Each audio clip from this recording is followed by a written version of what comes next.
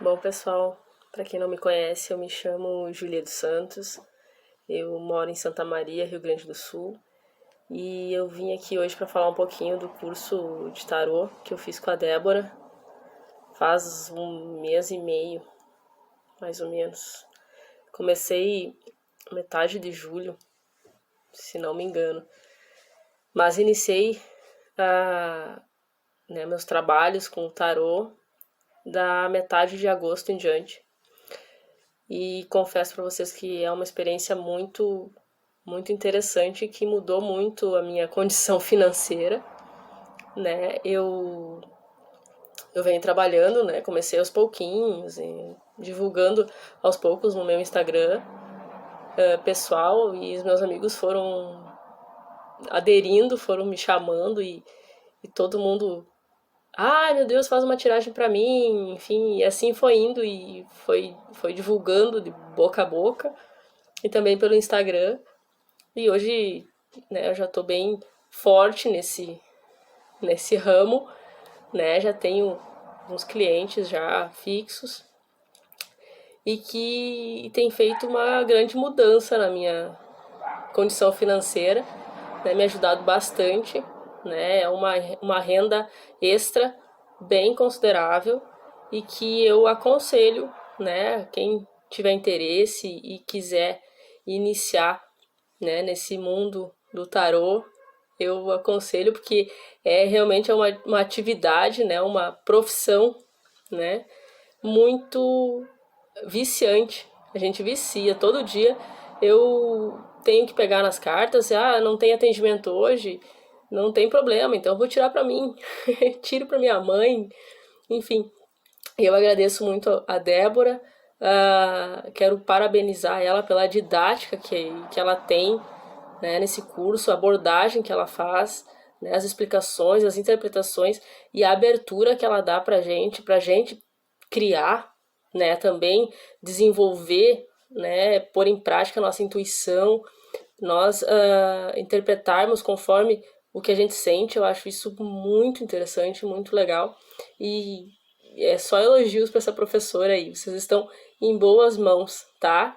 Qualquer coisa, se surgir alguma dúvida, se vocês queiram saber a respeito de como que tá sendo essa experiência, coisa, tô à disposição, tá? E entre em contato comigo aí, a Débora sabe o meu contato. Um abração, beijos! Oi, gente, vamos para os arcanos menores. Chegou aqui o motivo de assombração de muita gente que não tem coragem de entrar no universo do tarô porque acha que vai ser muito complicado. Gente, eu vou dar algumas dicas aqui para vocês que vão facilitar a compreensão de vocês em relação aos arcanos menores. Porque o que é que eu vejo muito por aí? Ah, não, vocês têm que estudar primeiro os arcanos maiores. Depois que vocês estudarem todos os arcanos maiores, vocês vão para os arcanos menores. E aí eu fico pensando assim, a gente não vai terminar nunca, né? Porque dos arcanos maiores, a gente vai ter os arcanos maiores no tarô de Waite, os arcanos maiores no tarô de Marcélia, a gente vai ter os arcanos maiores em decks mais recentes, a gente vai ficar só nos arcanos maiores, a gente não vai para os menores nunca. E na minha percepção é possível sim a gente estudar os arcanos maiores junto com os arcanos menores. Na minha mentoria, sempre que a gente vê um arcano maior, ou pelo menos na maioria das vezes, a gente vê um arcano maior e vê junto alguns arcanos menores, para a gente dar essa sensação de continuidade. Tem um checklist em que você vai todos os dias ver quais são as cartas que você viu no dia, você vai fazer exercícios em relação a essas cartas, não são exercícios difíceis, são exercícios super tranquilos, maravilhosos, que dão prazer, sabe, em colocar ali aquele conhecimento no papel. É muito bom mesmo. Então, eu fiz uma dinâmica, eu criei uma dinâmica de aprendizado do tarô que vai juntar o nosso conhecimento tanto dos arcanos maiores com os arcanos menores, e a gente vai aprender tudo junto durante os primeiros 22 dias, né? Começando lá do dia 0 até o dia 21.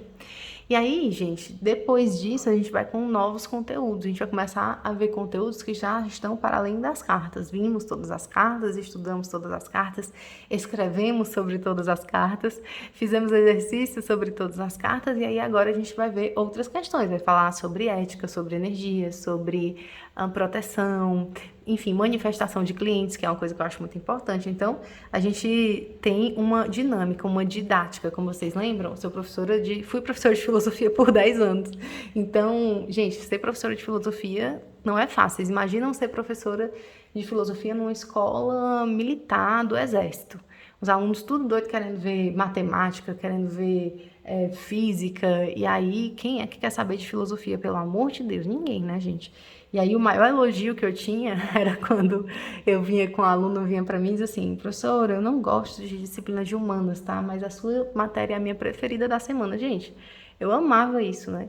Ficava triste porque a pessoa não gostava de humanas e eu gosto muito, mas eu ficava muito feliz e honrada em ver ali que mesmo ela não tendo essa vontade de estudar os conteúdos de humanas de forma mais espontânea, mas gostava da minha aula, porque eu prezo muito pela leveza e pela didática no processo de aprendizado. Então, eu vou aqui buscar fazer a mesma coisa com vocês nesse mini curso. Então, eu vou apresentar os arcanos menores, dando algumas características que vão fazer vocês perceberem que existem padrões dentro desses arcanos maiores, que não precisa ter medo deles, que eu sei que são 78 cartas, são muitas cartas para você aprender, mas que você não precisa ter medo porque a gente vai ver alguns padrões se repetindo. Então, por exemplo, a gente tem uma mesma quantidade de carta em cada um dos naipes. A gente tem, olha só, prestem atenção nessas 4 cartas aqui. Vocês estão percebendo que tem uma semelhança?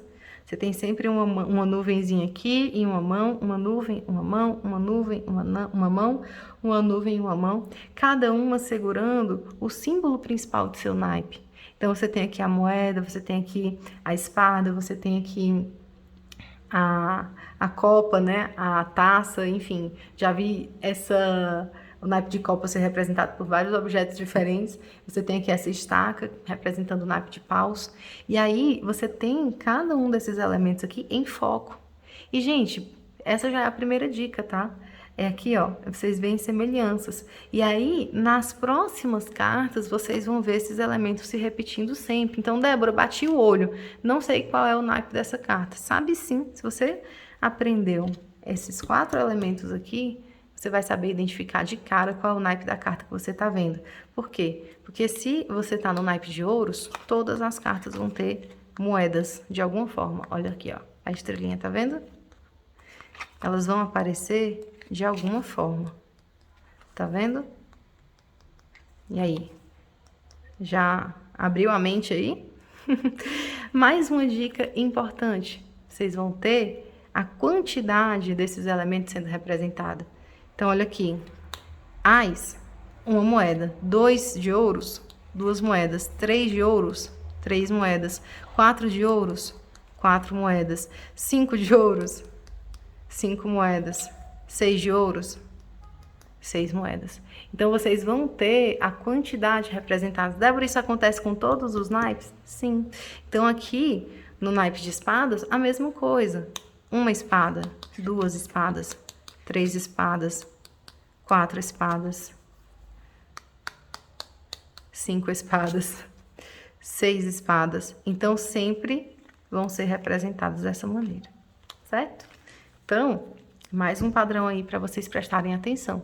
Isso vai acontecer com todos. 1 copa, 2 copas, 3 copas, 4 copas. Mesma coisa. Certo, gente? Então, isso aqui vai ser um padrão que vai se repetir. Você já vai ter facilidade. Porque o que é que acontece? Eu vejo muito em cursos de tarô por aí. A pessoa vai fazer assim, ó. Vamos ver todos os ases. Aí depois vamos ver todos os 2. Vamos ver todos os 3. E aí, às vezes as pessoas não conseguem ter a clareza da continuidade, da jornada. Porque entenda uma coisa. Cada um desses naipes aqui tem uma jornada. Tem a jornada do naipe de ouros. Então, Ás, 2, 3, 4, 5, 6, 7, 8, 9, 10 de ouros. Que você tem aqui, ó, essa abundância aqui. É ouros que não acaba mais, né? E aí você começa a jornada da corte. Pajem, cavaleiro, rainha e rei. Opa, certo? Então, é uma jornada, é uma pequena jornada em cada um desses naipes. A mesma coisa que para você, eu vou repetir para vocês irem pegando o padrão, tá, gente? A mesma coisa, naipe de espadas. Ás, 2, 3, 4, 5, 6, 7, 8, 9, 10. Pajem de espadas, cavaleiro de espadas, rainha e rei de espadas. Débora, então tem um sentido aí, uma lógica? Tem. As de copas, 2, 3, 4, 5, 6, 7, 8, 9, 10. Pajem de copas, cavaleiro de copas, rainha de copas, rei de copas. Vocês vão errar? Me digam se vocês vão errar a partir de agora, qual é a carta que vocês estão olhando. Não dá, né, gente? Porque já tá tudo aí bem nítido para vocês. Ás de paus, 2 de paus, 3, 4, 5, 6, 7, 8, 9, 10. Pajem de paus, cavaleiro de paus, rainha e rei de paus. Então, você tem do Ás ao 10. E depois você tem as cartas da corte. Então, você tem aqui, ó, do Ás ao 10, separei aqui no cantinho. E depois você tem a carta as cartas da corte, que também contam uma história. Eu vou aqui colocar todas para vocês, como se a gente tivesse só com o naipe de paus aqui, pra vocês terem uma noção, vocês verem como vão se repetir em todos. Olha só. Pajem é um garoto. É um rapaz, aqui, ó, no início da jornada dele. Aí a gente vê o cavaleiro, já aqui um pouco mais maduro, um jovem, a rainha e o rei. Tá vendo? Então, há uma progressão aqui. Existe uma evolução. É uma jornada. Gente, o tarô fala sobre jornadas. Então, é a jornada dos arcanos maiores. É a jornada de cada um dos arcanos menores. É a jornada, né? Olha só. De cada um dos arcanos menores. É a jornada do Ás ao 10, do Ás ao 10, do Ás ao 10, do Ás ao 10. E é a jornada do pajem até a rainha e o rei. Então, a jornada do pajem até a rainha e o rei vai acontecer aqui em cada um desses naipes.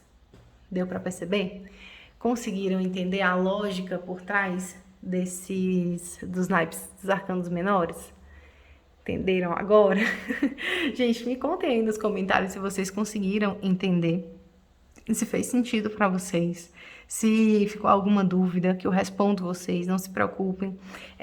Já deixei claro para vocês lá no grupo, né, que essa nossa jornada é uma jornada de introdução ao tarô. Não é algo que a gente já vai pegar questões bem mais avançadas sobre o tarô, porque isso aí vocês vão ver em um curso específico ou dentro da sua, enfim, da sua jornada de aprendizado, se você escolher aprender sozinho o tarô, se você escolher ler os livros por conta própria e tudo mais. Mas o que eu tô oferecendo para vocês aqui é clareza. É um mini curso para você perceber que o tarô é muito mais fácil do que o que você imagina, muito mais tranquilo. Débora, mas eu já ouvi que o tarô é difícil sim, que o tarô é difícil mesmo. Eu ouvi isso de uma pessoa que é muito importante dentro do tarô. Gente, se a pessoa se auto-intitula muito importante, aí é uma questão dela com ela mesma. Eu não vejo sentido nisso. Eu vou repetir isso 1000 vezes. Não vejo sentido nisso, porque a gente não é um mais especial do que o outro, não. Pra vocês terem uma noção, eu com as minhas alunas, eu não me coloco numa posição de que eu sou mais do que elas. Estamos todos ali, aprendendo. Porque a partir do momento que você começa a estudar o tarô, você nunca mais termina. Então como é que eu posso me colocar numa posição de que sei tudo e elas nada, se eu sei que eu vou continuar aprendendo sobre o tarô pro resto da minha vida? Então, eu acho isso desnecessário, né? Mas porque eu vi que é muito difícil, que você tem que saber o que significa cada um esses elementos aqui. Lá no meu diário que eu fiz para as meninas, né, que é o material em que vocês imprimem quando vocês estão na jornada, eu deixei uma frase que fala o seguinte, vou até pegar aqui para vocês, vou ler para vocês. Esse aqui é o nosso diário. Então, olha só. A simbologia é muito mais rica do que conseguimos captar e nunca conseguiremos imprimir na íntegra a complexidade simbólica pretendida pelo Waite, né? Que foi quem desenhou, quer dizer, idealizou e colocou no mundo esse tarô, essa interpretação. E eu coloco esse trecho aqui porque ele é muito realista. Ele sai dessa ilusão de que, meu Deus, é possível a gente dar conta de cada mínimo detalhe desse aqui. A gente pode fazer uma investigação, a gente pode ter cada vez mais conhecimento sobre isso. Mas, gente, fazer uma ótima interpretação sobre o tarô não necessariamente vai fazer com que você precise saber de cada um desses símbolos. E eu vou dizer para vocês por quê. Porque no tarô de Waite vai ter esses símbolos, no tarô de Marcélia vão ter outros símbolos, e em outros tarôs vão ter outros símbolos, que o que importa é a gente saber qual é. Claro que os símbolos importam, tá? Não tô dizendo que não importam, mas o que é mais importante do que o símbolo em si, do que esses pequenos símbolos em si, é o que quer dizer a mensagem dessa carta, a mensagem desse arcano. Porque cada autor que vai colocar um deck no mundo, ele vai colocar elementos que ele considera importantes, relevantes para a compreensão da mensagem que está nessa carta. Mas vai ter deck que vai usar determinados elementos e outros não. Mas aquele sentido principal daquela carta vai se repetir em todos os decks. Então é importante a gente saber, a gente estudar cada um desses elementos? Mas a gente não precisa se desesperar e pensar assim, meu Deus do céu, eu só vou poder saber da possibilidade de eu conseguir atender alguém e ajudar alguém se eu souber. Deixa eu ver aqui, dar um exemplo aqui para vocês. Deixa eu ver aqui. O que é que significam cada uma dessas gotinhas aqui na carta? Certo? Porque isso aqui pode ser que alguém deduza algo sobre isso. Mas pode ser que ninguém consiga deduzir. Entende? A gente ainda está descobrindo sobre esses símbolos. Porque não há algo escrito, não há uma Bíblia que diga, pronto, é isso aqui. Não sei se vocês já perceberam, para quem já tem tarô, já deve ter percebido que os tarôs, eles vêm com livrinhos. Gente, vocês já deram conta daqueles livrinhos ali? Olha o tamanho daquele livrinho ali. Aquele livrinho ali tem o mínimo do mínimo do mínimo do mínimo do mínimo do mínimo do mínimo de informações sobre o tarô. É assim para você ter a primeira percepção. É para você fazer as suas primeiras tiragens. É para você se arriscar pelas primeiras vezes ali. É aquele livrinho ali. Vai ter dizendo o que é que significa cada um desses mínimos símbolos? Não vai. Significa que a edição que é ruim? Não, nem o Waite fez isso. Nem ele fez uma bíblia do significado de cada um desses símbolos, gente. Então, antes dele, nem existia. Antes dele não, né? Durante 400 anos nem existiam livros definindo cada um desses símbolos. Então, o que a gente está fazendo hoje é buscando, claro, buscar essas relações, ter noção do que tem aqui, né, para que a gente tenha cada vez mais percepções e enriqueça mais a nossa percepção sobre o tarô. Mas você não vai fazer uma tiragem de tarô excelente se somente se você souber o porquê de... Ai, gente, não sei, deixa eu pegar aqui alguma coisa aqui. O porquê que tem uma abóbora na carta do 3 de copas, entende? Então, assim, respira fundo aí, que o estudo do tarô é um estudo progressivo, é um estudo que começa e não termina. Então, fique em paz, que quando você conhece já essas cartas, quando você domina já essas cartas, você já consegue fazer tiragens excelentes. E é o que eu torço para vocês, independente do caminho que vocês escolherem, se vocês vão escolher participar da próxima turma, da turma de setembro, ou se vocês vão estudar sozinhos, ou se vocês vão fazer curso com outras pessoas. O que eu desejo é que vocês tenham paz no coração de entender que o estudo do tarô é um estudo progressivo. É um estudo que a gente começa, a gente domina ali aquelas cartas e vai estudando e adquirindo mais conteúdo, mais conhecimento a cada momento, né? A partir do nosso ritmo mesmo. Cada um de nós tem um ritmo de aprendizado. O tarô não é um estudo científico, gente. A gente tende a colocar todos os conhecimentos dentro de um mesmo formato, que é o formato acadêmico, né? E aí todos os conhecimentos a gente quer que se adequem ao formato acadêmico. E tem conhecimento que não é acadêmico. Os oráculos não são conhecimentos acadêmicos, paciência, a gente precisa lidar com isso, né? Porque a gente fica lá, porque de repente cria um deck novo sobre o tarô, aí o deck não obedece todas as cartas, né? O mesmo padrão das cartas que o Waite propõe. Aí pronto, o tarô não presta, o deck não presta, queima o tarô, queima o autor, bota na cruz. Gente, é mais uma possibilidade de interpretação da nossa realidade a partir de um oráculo, é só isso. É só isso. Não precisa, sabe? E assim, e o que eu tô trazendo para vocês aqui é uma percepção minha. E é uma percepção que eu não vejo muita gente colocar por aí, porque o que eu vejo mais é esse preciosismo mesmo em relação ao tarô.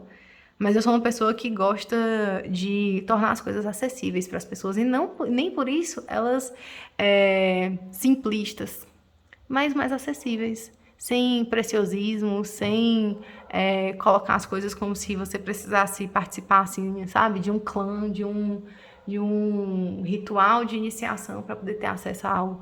O tarô não precisa de um ritual de iniciação para você conseguir fazer tiragens maravilhosas e ajudar as pessoas, certo? É isso, gente. Eu espero que vocês tenham gostado, estejam gostando até aqui da nossa mini jornada. Estou muito feliz com a presença de vocês. Vou falar isso até o final. Estou gostando muito de conhecê-las. Acho que eu vou sentir falta depois dessa semana aí. Mas é isso. Para quem decidir continuar na jornada e fazer parte da mentoria de setembro, a gente vai ter aí muita coisa para ver, para aprender e para compartilhar juntas, tá bom? Um beijo e até a próxima.